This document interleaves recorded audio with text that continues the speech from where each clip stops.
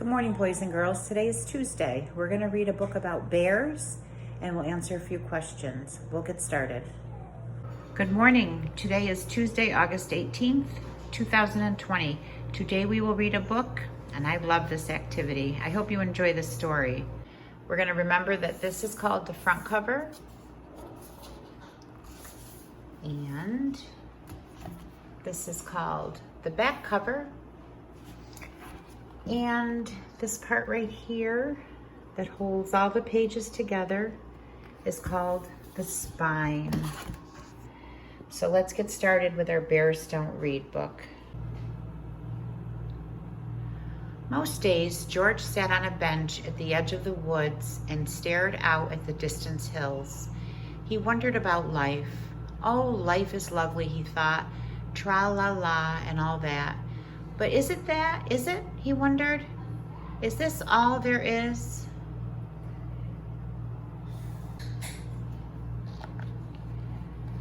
His brothers and sisters never wondered about anything. They were perfectly happy, chatting, fishing, doing their usual bear things, and telling the same old stories over and over again.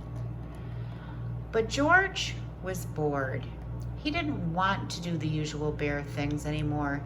He wanted to do other things. But what, he wondered.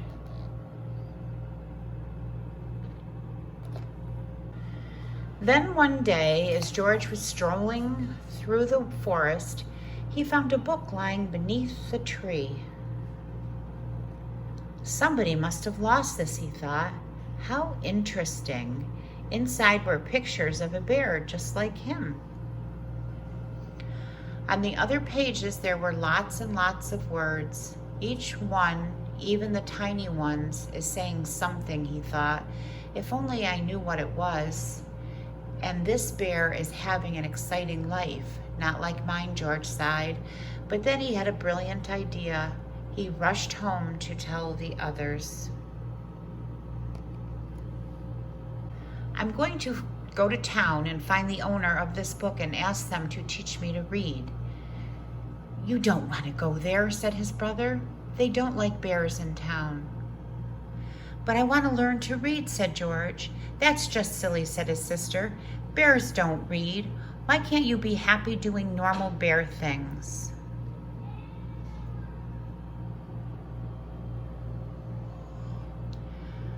But George would not be put off. He waved goodbye and headed towards the long road into town with the book under his arm.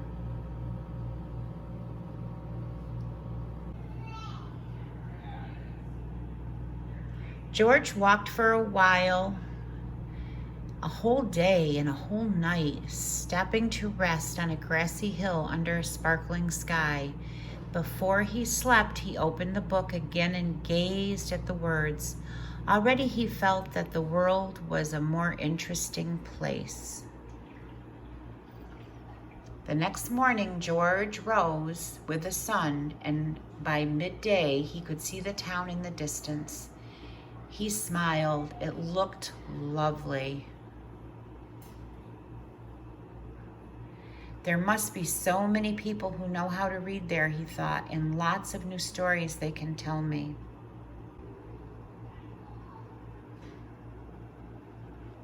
But when he arrived, everyone was running. Some were running and screaming. Wait, cried George. He showed the book to a woman rushing by. Do you know what this is? He asked. It's from a school, she shrieked and pointed and ran to the red building. Ooh, what do you think they're running for?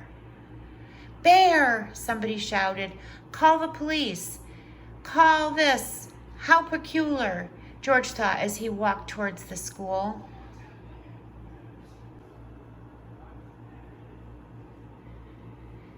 Inside the school, there was complete silence. Where was everyone? George peered over the desk. Hello, he said. There was no one there.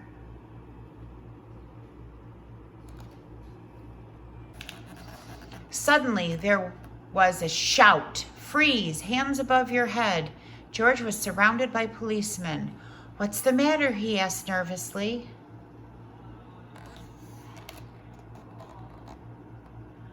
You're a gigantic, great grizzly bear, shouted the chief of police. What's the matter? They moved towards him, holding up their shields. I don't want any trouble, said the chief. George didn't want any trouble either. It wasn't his fault that he was a gigantic, great grizzly bear. He held the book tightly in his paw.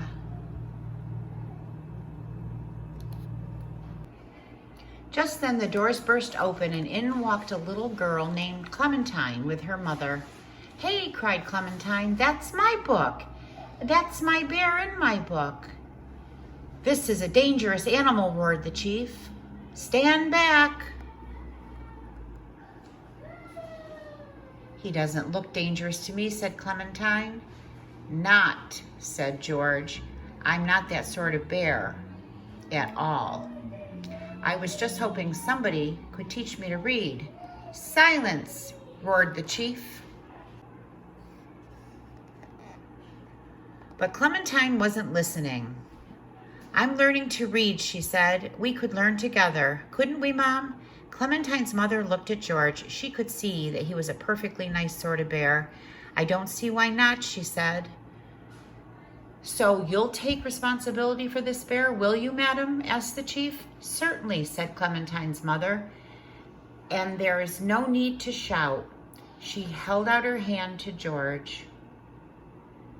Very pleased to meet you, she said. Delighted to meet you too, said George. George moved into the summer house at the end of Clementine's garden, and each day after school, Clementine showed him everything she learned. It wasn't long before George knew all of the letters of the alphabet.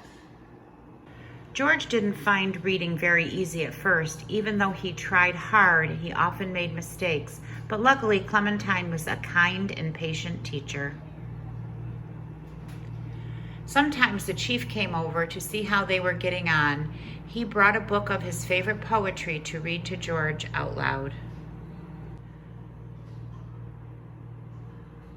Then one day, Clementine said, I bet you can read this whole book now, all by yourself.